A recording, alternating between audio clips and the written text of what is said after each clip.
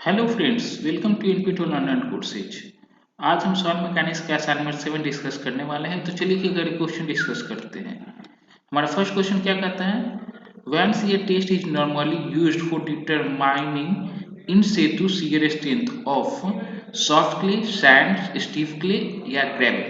ठीक है, तो इसका सही ऑप्शन होगा ऑप्शन ए, यानी कि सॉफ्ट सॉइल पे हम लोग व्हेन शियर टेस्ट करते हैं नॉर्मली। ठीक है, तो ऑप्शन ए हो जाएगा। ओके, अब देखते हैं सेकंड क्वेश्चन क्या है।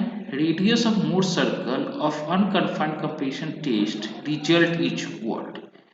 क्या हमें रेडियस ऑफ मोर सर्कल हमें क्या देगा, उसका देखते हैं कैसे होगा। तो आप लोग यहाँ पे देख पा रहे होंगे, ये हमारा क्या अनकन्फाइंड का मोर्स डायग्राम है। ठीक है, तो ये जो हमारा होता है ये होता है सी यू, और ये वाला जो यहाँ से आता है पार्टिकुलर इसको बोलते हैं क्यू यू। ठीक है, यानी क्यू यू इक्वल टू कितना हो जाएगा, to C you.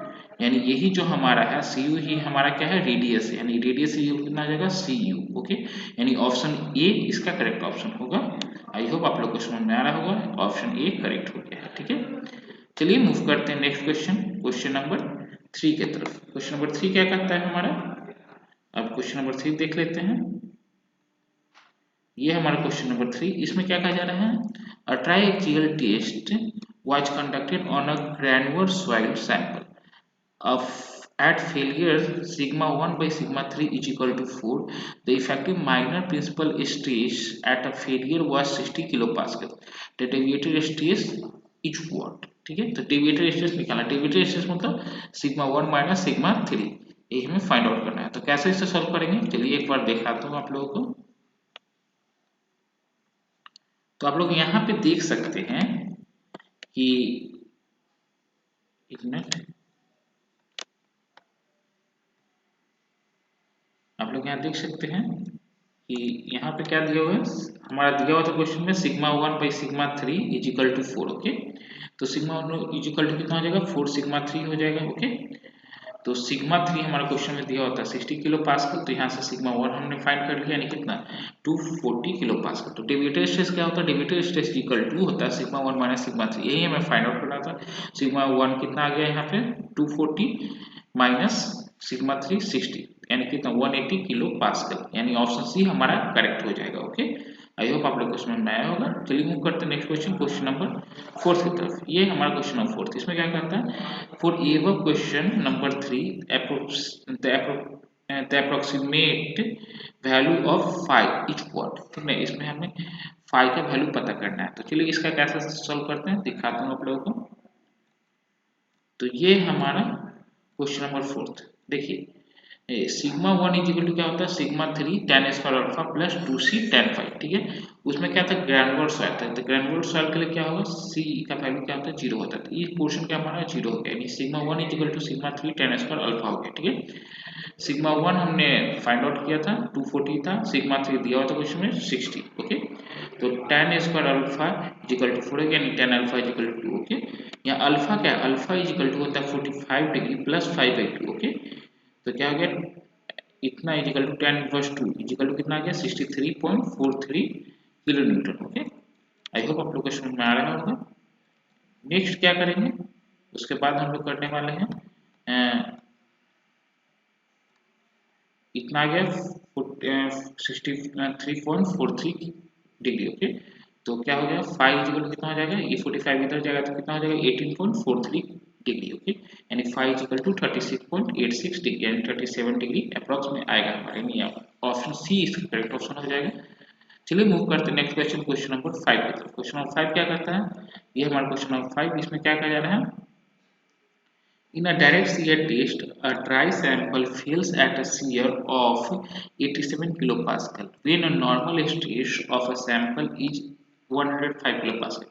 The angle of internal friction of a sand sample is approximately what? ठीक है, तो इसे हमें angle of internal friction phi हमें पता करना है। ओके, तो इसको कैसे सॉल्व करते हैं एक बार चलिए देखते हैं।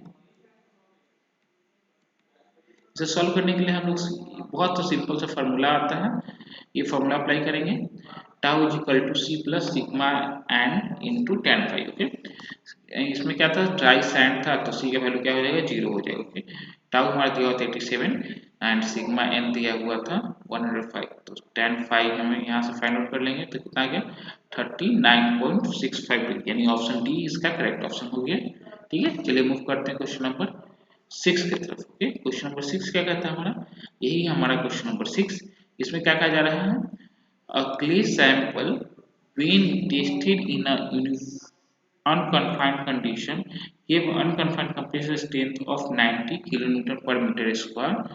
A specimen of a same clay with a same initial condition is subjected to a UU and unconfined uh, undrained compression test, a triaxial test under a cell pressure of 50 uh,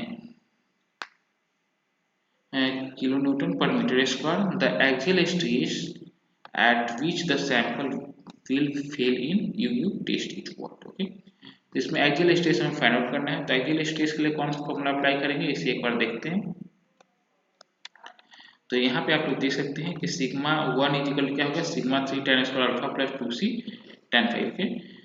यहाँ पे क्या हो गया, हमारा sigma 3 दिया हुआ था 50, यहाँ देखिए जब फेल अगर हो रहा है तो फेलियर प्लेन कितना 45 डिग्री एंगल में बनता है, तो अल्फा एंगल कितना होगा 45, ये क्या हो गया हमारा 5 क्या है 45 हो गया। ओके, ये हमारा जो अल्फा है, अल्फा क्या हो जाएगा हमारा 45 बन जाएगा। ओके, अल्फा हमारा क्या हो जाएगा 45 बन जाएगा। ओके, ये क्या हमारा क्वेश्चन हो गया 0 हो गया। ओके, नेक्स्ट क्या होगा, नेक्स्ट हमारा होने वाला है कितना 100, ये सिग्मा 350 दिया हुआ था, क्यू इक्वल टू कितना 2c हुआ था, 90 पुट करते हैं यानी कितना 140 हो गया, ये ऑप्शन बी हमारा करेक्ट ऑप्शन हो गया है। आई होप आप लोग को अच्छी तरह समझ में आया। मूव करते क्वेश्चन नंबर 7। क्वेश्चन नंबर 7 क्या करता है, a CD test was carried out for a soil sample. The magnitude of applied cell pressure is 250 kilonewton per meter square. Okay, the deviator pressure at failure is equal to 275 kilonewton per meter square. If drain cohesion value is 0, the effective angle of friction is what? Okay, तो इसका हम लोग solution देख लेते हैं कि कैसे इसका सॉल्यूशन होने वाला है। तो आप लोग यहाँ पे देख सकते हैं सिग्मा 3 हमारा दे दिया था सेल प्रेशर 250 किलोमीटर पर मीटर स्क्वायर, सी दे दिया था 0 सी डैश, सिग्मा 1 हमारे सिग्मा 3 इक्वल टू 275 दे दिया था, नहीं सिग्मा 1 क्या हो जाएगा हमारा 525 किलोमीटर पर मीटर स्क्वायर। अभी फॉर्मूला हम डायरेक्ट पुट करते हैं, sigma 1 equal to sigma 3 tan square alpha plus 2c tan अल्फा। ओके, सी क्या है 0 है। ओके, तो क्या करेंगे सिग्मा 1 यहाँ लिखेंगे और सिग्मा 3 ये हो गया, यानी tan square alpha is equal to हमारा हो गया 1.45। ओके, यानी कि यहाँ से हम लोग क्या करेंगे 45 plus 5/2 is equal to 55.41 degree हो गया। ओके, यानी 5 डिग्री कितना आ गया हमारा 20.82, यानी ऑप्शन ए इसका करेक्ट ऑप्शन हो जाएगा 7th का, और ये हमारा ऑप्शन ए करेक्ट हो गया है। ओके, 7th का। Now move to the question number 8. For the given data in question number 7, the angle of failure plane or a critical plane with major principal plane is what? Okay, तो इसका देखते हैं, इसमें आप देख सकते हैं कि हमने प्रीवियसली निकाल चुके हैं अल्फा, अल्फा हमने पहले निकाल लिया था, तो हमारा अल्फा क्या आता है यही हमारा 45 प्लस 5/2 ही हमारा अल्फा है, तो ये कितना आ गया 55.41 डिग्री। ओके, यानी हमारा ऑप्शन डी हमारा करेक्ट ऑप्शन हो गया है। ओके, आई होप आप लोग को समझ में आया होगा, डी ऑप्शन हमारा करेक्ट है। चलिए मूव करते हैं नेक्स्ट क्वेश्चन, क्वेश्चन नंबर 9। इसमें क्या कहा जा रहा है, for the data given in question number 7 the normal and shear stresses on the failure plane are what. Okay, तो normal stress and shear stress क्या होगा, तो इसका हम सोल्यूशन देखते हैं कैसे इसका होने वाला है।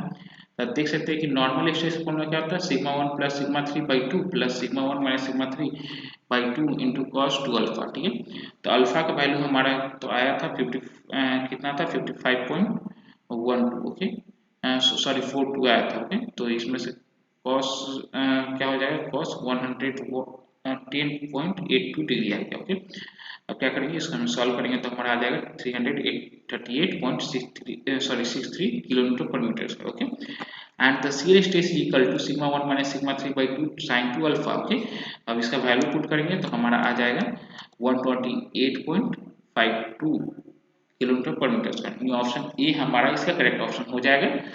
चलिए मूव करते हैं फाइनल क्वेश्चन, क्वेश्चन नंबर 10 की तरफ। क्वेश्चन नंबर 10 क्या करता है, at a depth of 6 metre below the ground surface at a site, the van shear test, the torque value is 500,000 Newton per centimeter was noted at a failure. The van was 10 centimeter high and 6 centimeter across the blade.